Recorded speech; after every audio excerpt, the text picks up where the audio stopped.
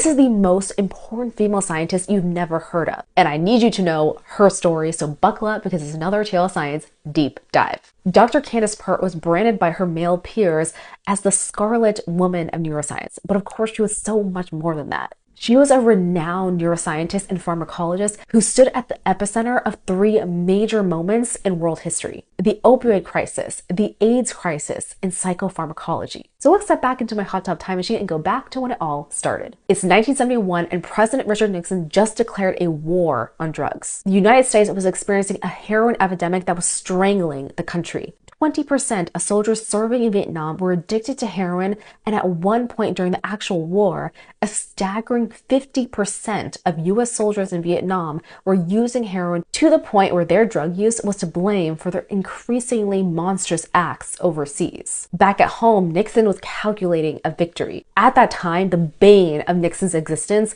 were those against the Vietnam War and Black people. He knew he couldn't make it illegal to be Black or be opposed to the war, so he did the next best thing in his eyes. He transformed his entire persona and thus presidency to be anti-drug. In his infamous June 17, 1971 speech, he labeled drugs as, quote, public enemy number one. Nixon subsequently got the American public to associate hippies with marijuana and heroin with Black people, and then ruthlessly criminalize them to alienate those communities. The war on drugs gave the country a permission slip to break in, raid, and imprison with dangerous wantonness. Simultaneously, and for the first time ever in US history, the presidency poured a vast amount of money into scientific institutions in an unprecedented move. Suddenly, the race was on. The US government had just injected an unparalleled $84 million into the sciences to find a solution to combat the opioid crisis. With money came funding for grants. So this unleashed the scientific floodgates and set the stage for a rat race among scientists across the nation to be the first ones to figure out how opioids work in our bodies. At this point in time, we knew what opioids were, but we had no idea how they worked on a biochemical level. Meaning, when you took opioids, you had no idea where it went in your body or what it binded to.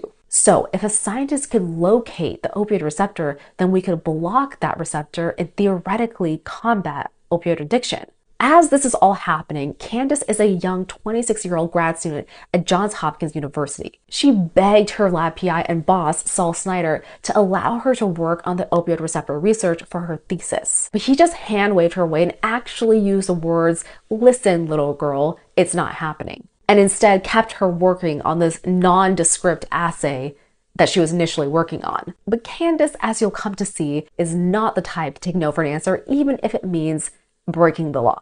She began sneaking into the lab after hours with illegally procured morphine, which her husband made for her after hours at the lab that he worked at. Morphine was what everyone else across the country was using in their shiny NIH-funded research, so she would too. And this wasn't just any kind of morphine, it was radioactive morphine. The reason it's radioactive is to trace the pathway of the drug inside the body. So this was a doubly high-risk substance that she was bringing in to the lab. But the thing was, these radioactive morphine experiments were all unsuccessful. So she decided to go against the grain and switch from morphine to naloxone, which is an opioid antagonist, meaning it reverses the effects of opioids. It was thought that naloxone works by competing with opiates to bind to the same receptor in the brain. On top of that, it was believed that naloxone and other opiate antagonists stay stuck to the opioid receptor, unlike opiates which bind less tightly.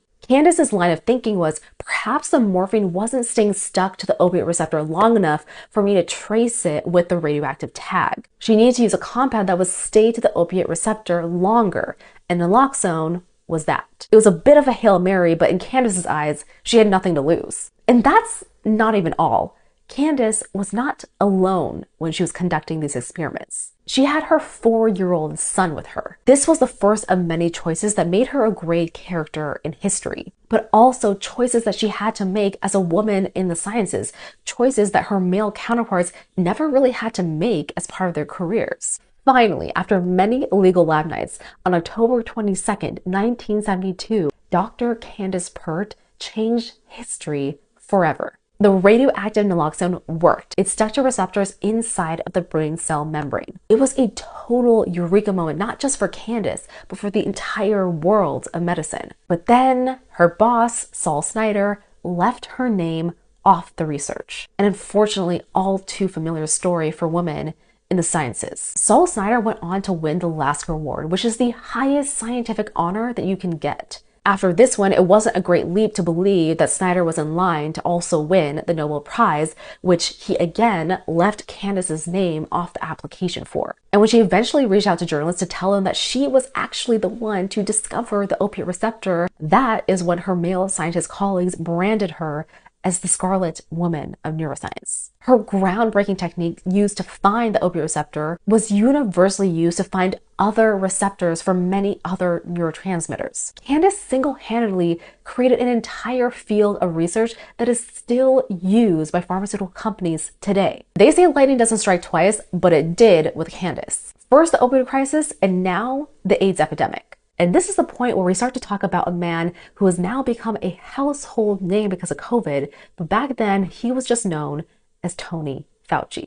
That video is going to drop tomorrow because I am sick with COVID and I cannot talk anymore.